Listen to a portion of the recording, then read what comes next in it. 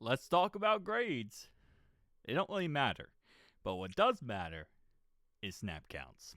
So let's talk about grades, though, because why not?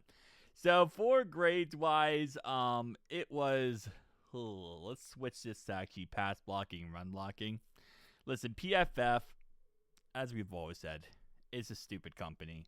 Their grades are pointless, but it gives us somewhat, I guess, of an understanding of who maybe did good, who maybe did bad. We've seen games where we can, from the eye test, a guy looks good, and PFF's like, oh yeah, that guy did awful. So, anyway, Chase Brown, best pass blocking of all time, 80.3. Lando Brown did amazing, 75.8. Amarius Mims, 66.3. Teddy Gay, 62.2.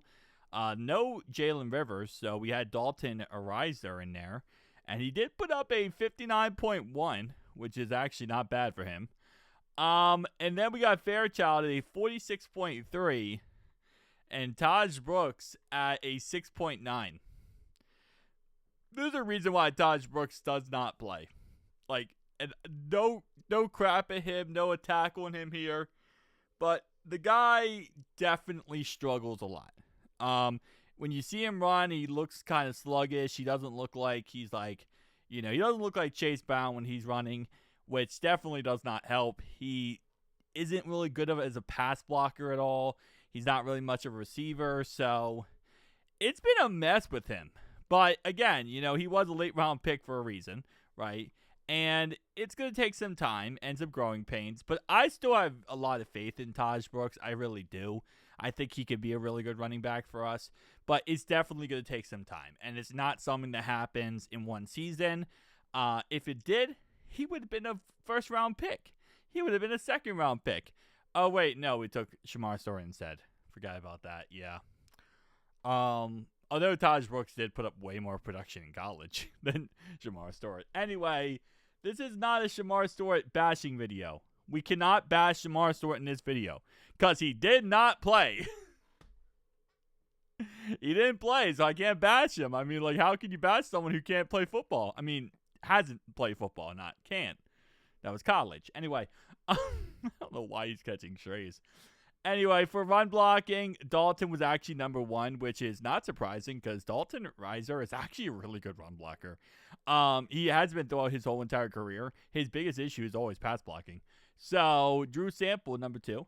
And then all the way down here to Mitchell Tinsley at number 17. Yeah. It's, we had our second 100-yard rusher since November of 2024.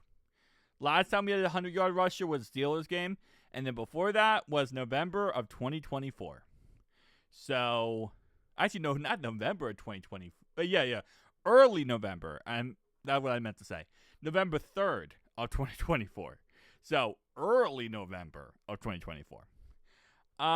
Yeah, it is what it is. Let's actually look at the snap count real fast. Let's go to offense here, and this is what I actually care about majority here. So, 9 total snaps for Taj Brooks. Interesting. It's more than I thought he got. I'll be honest with you. Did not expect that many snaps. And then, outside of that, Chuck Sizzle had 11 total snaps on offense. I'll be honest with you. I didn't see a single snap with him on offense. But he probably did. I think I just block him out whenever I see him. Because I'm just like, that he's not getting the ball. He is not getting the ball. He is not getting the rock. It's not happening. He's out there because I'm seeing ghost. Whenever I see Chuck Sizzle out there on offense, in my head, I'm Sam Darnold and I'm seeing ghost. That's pretty much all it is. I'm seeing ghost and it's Sam Darnold. Mitchell Tinsley had 47 total snaps. See that right there? That's my quarterback. No. That's what I want to see. That's what I want to see out of Mitchell Tinsley is actually on the field. Did it work out that well? No. But he wasn't awful. Obviously, he is 69. Nice. But, I just want to see him on the field, man. I just want to see him out there playing. I don't, even if he doesn't put up crazy numbers, even if he's not record-setting player, I just want to see Mitchell Tinsley out there. That's all I care about. So I'm happy because he's out there. I'm happy because I got to see Mitchell Tinsley. Did he put up crazy numbers? No. Did he break records? No. Did he go out there? Yes. And that right there passes the smiley test for Ryan here. All right. What else we got? We got run defense. Geno Stone, number 1 on the list. Hey. All right. Owen Burks, worse on the list. Hey. Again, I'm laughing because it's PFF grades, and I really could care less when it comes to grades like this. Someone did comment down below, though, and said that, hey, can you keep doing these videos, these PFF grade videos?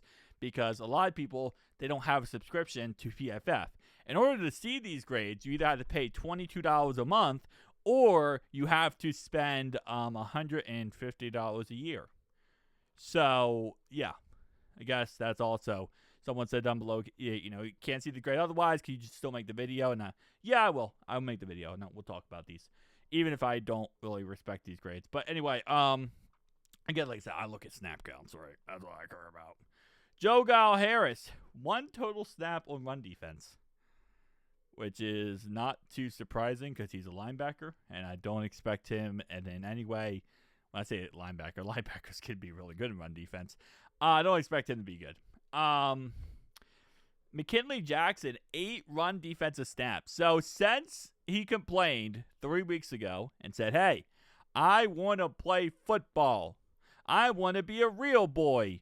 Zach Taylor had a conversation with him. He had 0 snaps the first game that he played after that conversation. Since then, he's had like 24, 36 snaps. So, hey, he's a real boy now. Cedric Johnson had 9 snaps in that game. TJ Slayton 19, Chris Jenkins 19. Okay, that's not too awful. That's what you call a 41.4 Demetrius Knight Jr. McKinnley Jackson, best pass rushing grade of anyone from yesterday. On a normal team, like, no. There are normal teams out there, guys. I know it's crazy to say that. On a normal team, you look at these grades, you go, wow, that's the best pass rusher is the D tackle. He must really be good. Yeah. No, we just not good at pass rushing. We're not a good pass rushing team. So this is, he's the best pass rusher on our squad for last game, only last game. Doesn't mean he's that good, but it does mean that he is our best pass rusher on our squad. Cedric Johnson is our 47.8. Ooh. Yeah. Jalen Davis.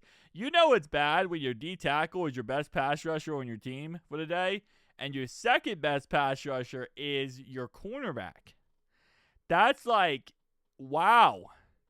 How the I was going to say how the money has fallen, but this is not the money has fallen in any circumstance possible. This is the complete opposite.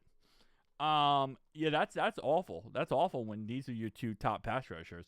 Now we did, I believe, we sent Jalen Davis on 1 blitz or something. We also sent Geno Stone on the blitz in this game. That's why he's 63. You see that? Coverage grades. Where's my coverage? Oh, Dax Hill. Oh, baby, please. Well, Dax Hill, you see, he's seeing red. And usually when someone's seeing red, it means they're ticked off, pissed off, or upset with life. Either that or they're constipated and had major clogs of diarrhea. Don't ask about that question. Anyways, 30.9 Dax Hill. Yeah, that's, we were looking for a good grade, not his age. He's not even 30.9. He's like, what is Dax, like 26? I don't know, man. Maybe this game played like he's 39 or 30.9. Which is almost 31 years old. DJ Turner, 74.7. Yeah, he's been an absolute monster. Stephon Diggs was absolutely boxed yesterday, and that was all because of DJ Turner. I'm actually very happy and excited, and you could tell by the smile on my face you can't see, about DJ Turner. He's been actually a hidden blessing in all this crap of turds we have found ourselves in. this year on defense. So shout out to DJ Turner. He's one of the few guys that won't be absolutely eradicated by the end of this whole situation. Myles Murphy in coverage grades. He had 2 coverage snaps. Let's go, Myles. Out there covering your butt for the next team that you play for. Anyway, we already know Money Mac was an absolute unit. We don't have to look too far into that. But you know what we do have to look into? A little category called missed tackles. Yes, you did not get away with it. You're you stupid kids with your stupid dog. I don't remember the whole how that goes. Scooby-Doo. All right, Scooby-Doo, where are we at? Jinky kids. Did you guys see that Tom Brady said the N-word? Anyway, he didn't say the N-word, okay? I don't think he did. Okay, he said, how do I say this without getting canceled? The word Nick, like Nicholas, right? Nick.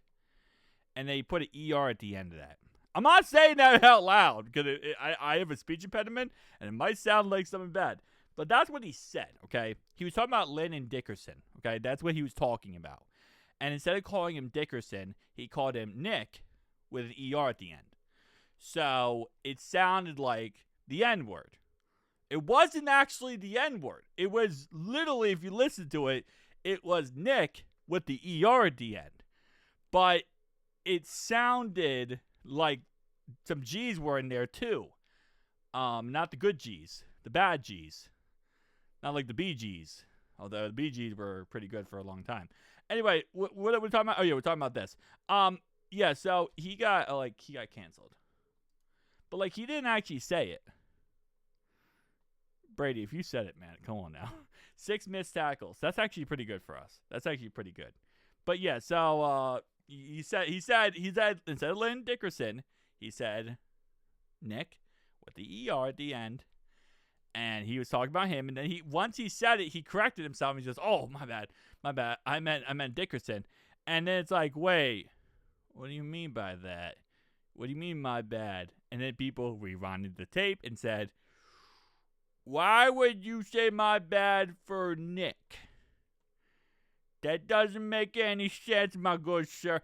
And then people just put 2 and 2 together. Then they went ahead and had some coffee, and they realized, wow. He might have said it. But he didn't. I